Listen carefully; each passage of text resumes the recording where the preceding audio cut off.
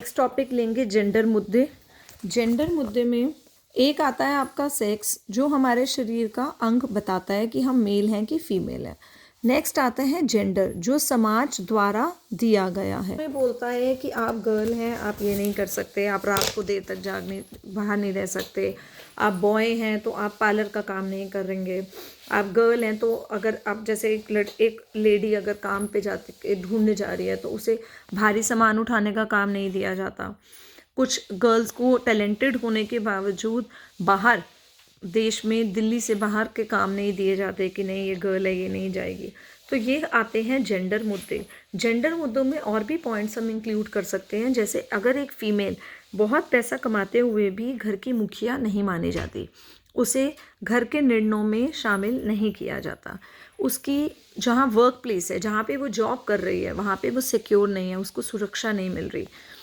जहाँ पर आप काम कर रहे हो वहाँ पे आपको उतनी अपॉर्चुनिटीज़ नहीं मिल रही जितनी बॉयज़ को मिलती है। ठीक है, घर पर भी आप स्ट्रेस में हो क्योंकि आपको घर और ऑफिस के दोनों के काम संभालने हैं।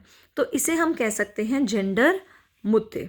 ठीक है, अब जेंडर मुद्दों के लिए हम महिलाओं को सशक्त बनाने के लिए, महिला को की शक्ति को बढ़ाने के लिए क्या क्या कर सकते हैं। महिला सशक्तिकरण के प्रयास, हम कैसे महिला को सशक्त बना सकते हैं।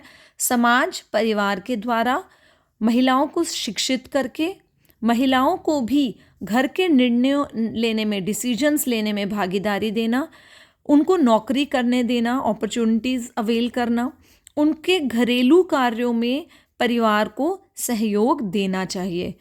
उन्हें शिक्षित करके उनको घर के डिसीजंस में उनको भी इन्वॉल्व करना, उनको नौकरी करने देना और उनके घर के काम में उनकी मदद करने से समाज और परिवार भी उन्हें सशक्त बना सकता है।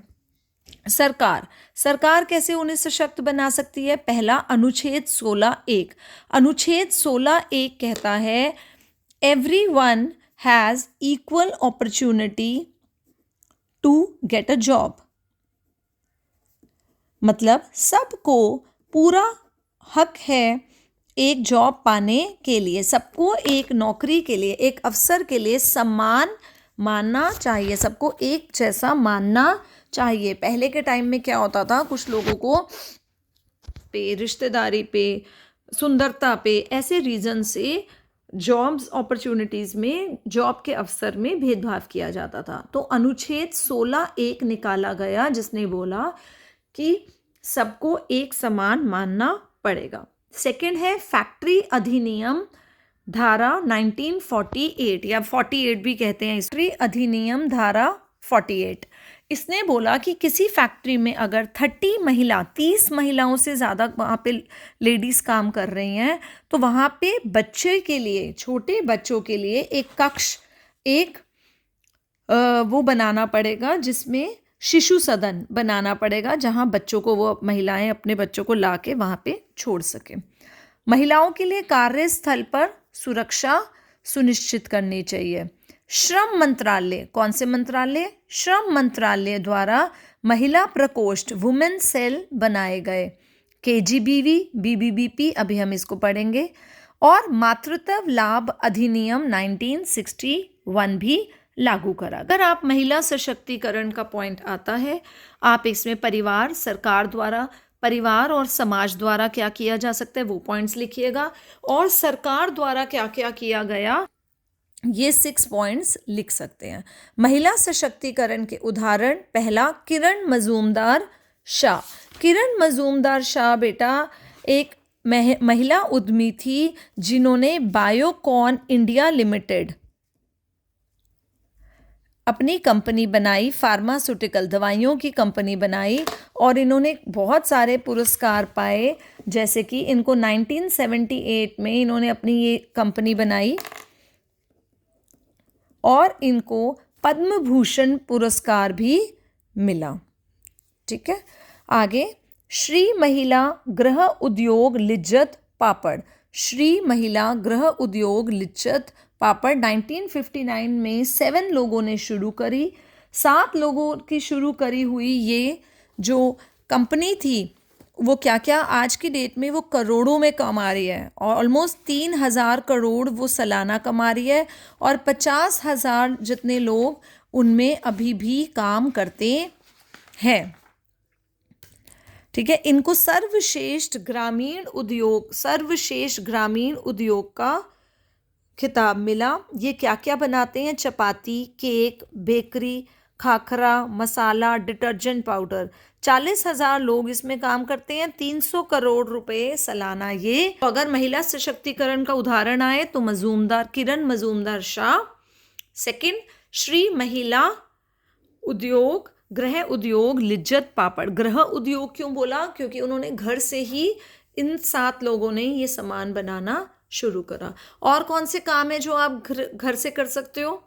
पापड़ बनाना, अचार बनाना, केक बनाना, आजकल साबुन बनते हैं, मोमबत्ती बन रही है।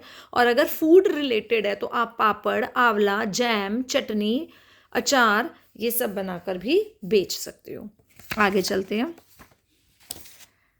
KGBV, कस्तूरबा गांधी बालिका विद्यालय। दोबारा, कस्तूरबा गांधी बालिका विद्यालय ये सर्व शिक्षा अभियान ने शुरू करा।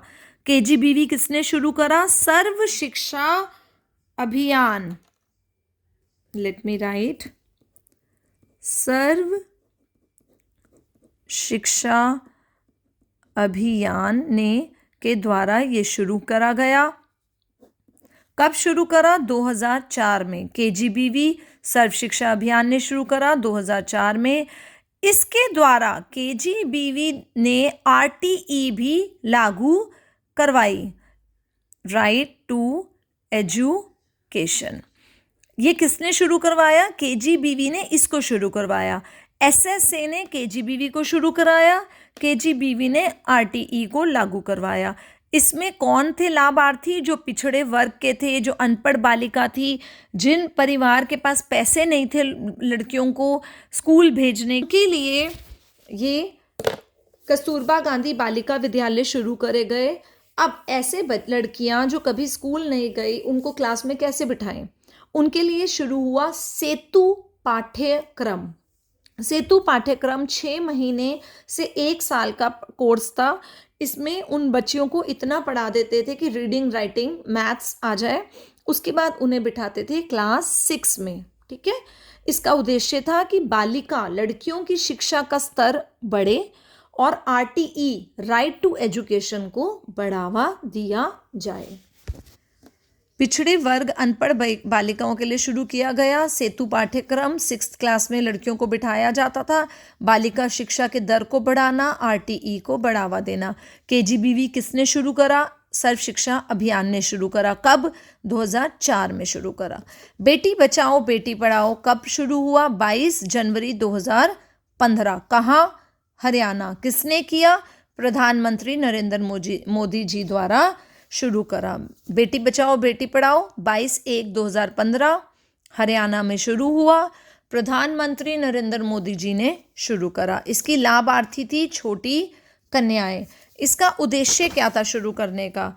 ताकि पक्षपाती लिंग चुनाव की प्रक्रिया खत्म हो। जो कहते थे कि हमें सिर्फ गर्ल्स चाहिए, वो चीज़ खत्म हो। बालिकाओं की शिक्षा, बालिकाओं को के जीवन में को सुनिश्चित करना, उनको हर क्षेत्र में उनकी भागीदारी हो, बालिकाओं का अस्तित्व सुनिश्चित करना। लिख सकते हो बेटी बचाओ बेटी पढ़ाओ छोटी बच्चियों के लिए था। 22/1/2015 22 जनवरी 2015 में हरियाणा में प्रधानमंत्री जी ने शुरू करा। इसका उद्देश्य था कि लड़कियों के जो लिंगपात हो रहा है उसे कम किया जाए। साथ ही साथ, एक सेकेंड बेटा, लिंगपात कम किया जाए, लड़कियों की भ्रूण हत्या खत्म की जाए, लड़कियों की जीवन की क्वालिटी, लाइफ की क्वालिटी बढ़ाई जाए, उन्हें शिक्षित किया जाए, उन्हें हर क्षेत्र में भागीदारी का अवसर मिले। महिलाओं की विशेषता BBBP की, एक सेकेंड, बेटियों को सुरक्षित करना, फ्री में शिक्षा देना, सुकन्या समृद्धि खाता। समृद्धि खाता कहता है कि जो इसमें पैसा जमा कराएंगे उनको उस पर टैक्स ज़्यादा मिलेगा। ठीक है, बेहतर ब्याज मिलता है, पैसे की निकासी इजी है, स्कूलों की फीस नहीं देनी पड़ेगी। ठीक है, ये है बेटी बचाओ बेटी पढ़ाओ। अब आ जाता है आजीविका के लिए जीवन कौशल।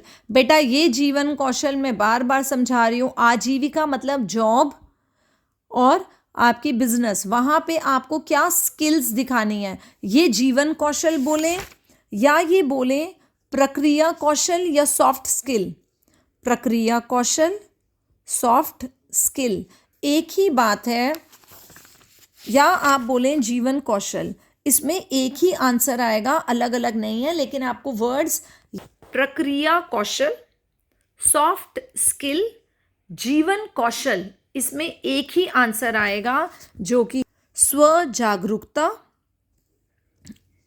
परानुभूति रखना दूसरों के साथ, बातचीत करने का कौशल, आपस में वहाँ पे जो लोग काम कर रहे हैं उसमें आपस में संबंध अच्छा होना है, निर्णय लेने का कौशल, पूरे दिन में आप डिसीजन बहुत सारे लेने पड़ते हैं, उसका निर्णय लेने का कौशल, समस्या सुलझाने का कौशल, सृजनात्मक चिंतन, क्रिएटिव, नई नई सोच लाके नए नए आइडियाज लाने का कौशल, आलोचनात्मक चिंतन, अपने आप में ही खुद से ही सवाल करना कि आज मैंने क्या ठीक किया, कहाँ गलती हो गई, मनोभावों से जूझना, अपने अंदर के मनोभाव, अगर आप घर से किसी टेंशन से आए हो वर्क प्लेस पे, तो कार्यस्थल पे आपकी जॉब की जगह पे आपके अंदर के मनोभाव हावी नहीं होने चाहिए, आपको मनोभावों से जूझना आना चाहिए।